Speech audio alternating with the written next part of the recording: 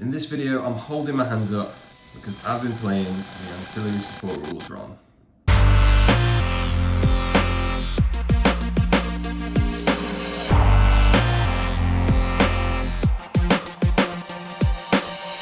First, I want to give a massive shout out to Jubilant Rich for answering my questions in his subscriber video. Thank you so much for your encouraging words, sir. Good form. And if you haven't already subscribed to Jubilant Rich, I would very much recommend to do so. But without any further ado, let's get this started then. So, when I've been reading the rules for how to play these ancillary supports, my attention has naturally gravitated to the letters in bold on this page, and I've neglected the actual paragraph which instructs how to use them. And because of my focus on this particular section, I have allowed myself to believe using a tactical asset is essentially the same as one of my operatives performing a shoot action.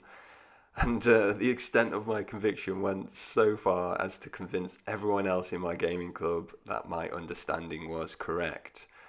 It was Adam, who was the only other vet card currently in my gaming circle, who challenged my understanding of how these were supposed to work. Adam, you are 100% right. Massive shout out to you. Good form, sir.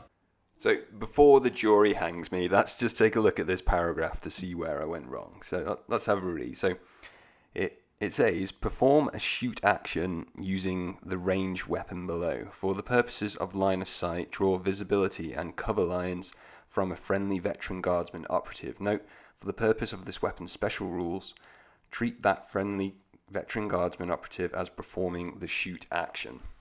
So from this, I understood that the vet guard operative was performing the shoot action. So I've literally been treating the operative as if it was performing a shoot action. So I've been like activating the operative, performing like a move dash action, then a shoot action using an ancillary support, just as if it was using an ordinary lasgun. And this is completely wrong. As we will see soon, the operative is not actually activated. We only consider the operative performing a shoot action as a point of reference for line of sight, visibility, cover lines, and for the purpose of the tactical assets, weapons, special rules. So the operative isn't actually activated, it's just used as a point of reference, essentially. So now we have a firm grasp of how not to use a tactical asset. How do we actually use one? So let's take a look at this.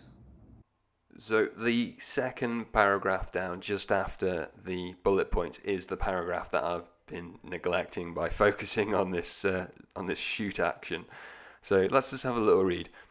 So it reads, if you have any tactical assets that can be used during the firefight phase, when you would activate a ready friendly operative, you can use one of your tactical assets instead. So select one of your tactical assets and resolve its effects. When doing so, treat the asset as a friendly operative. After you have done so, your opponent activates one of their operatives as normal. You can use no more than one tactical asset per turning point, and each tactical asset you have can be used once per battle. So we choose a ready operative to draw line of sight, visibility, cover lines, and for the tactical asset special rules. And after we have used the tactical asset, that is the end of the turn, and your opponent then chooses one of their operatives to activate. So essentially, instead of activating an operative, we choose to use a tactical asset instead.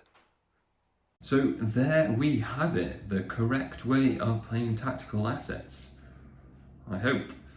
But yeah, I just thought I'd make this video just in case anyone out there was making the same mistake as me. And while we're on the topic of making mistakes, I just want to say, if you are making mistakes, don't be discouraged or be too hard on yourself. I mean, we're not playing snakes and ladders here. Kill Team is a lot more complicated than that. And if we are making mistakes, we're learning something new. If we're not making mistakes, we're simply applying what we already know. So have patience with yourself and others. I mean, after all, I wouldn't have known I was making a mistake until I started listening to Adam. So Adam, thank you very much again for your help on this one.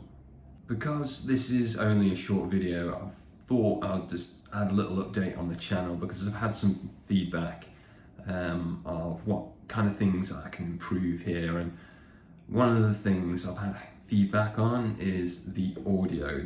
The audio is shit, really. So the reason for that is because I'm using my phone to record like me, so the sound's going through the phone at that point. So when I'm talking over something, I'm using a microphone, and because I haven't figured out a way to do it any other way really on iMovie. So if there's any thoughts on that, like pop them in the comments below. But what I'm going to do to sort of make the audio better is I've bought a webcam. So hopefully when that arrives in future videos, I'm using the webcam and the microphone, so all the audio should sound the same, and I'll just record as using that stuff. The second thing is the background is bloody boring, isn't it? There's not a lot going on in the background, so I really want to sort that out. So I do have some sort of like Warhammer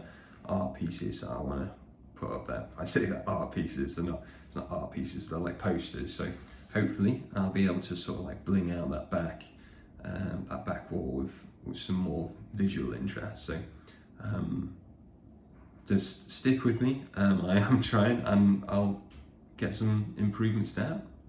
Finally, I just want to say a massive thank you to my subscribers as well. You really are the dream team, and you're making all this happen with me, so thank you so much. And if you do have any thoughts or feedback, please leave it in the comments down below.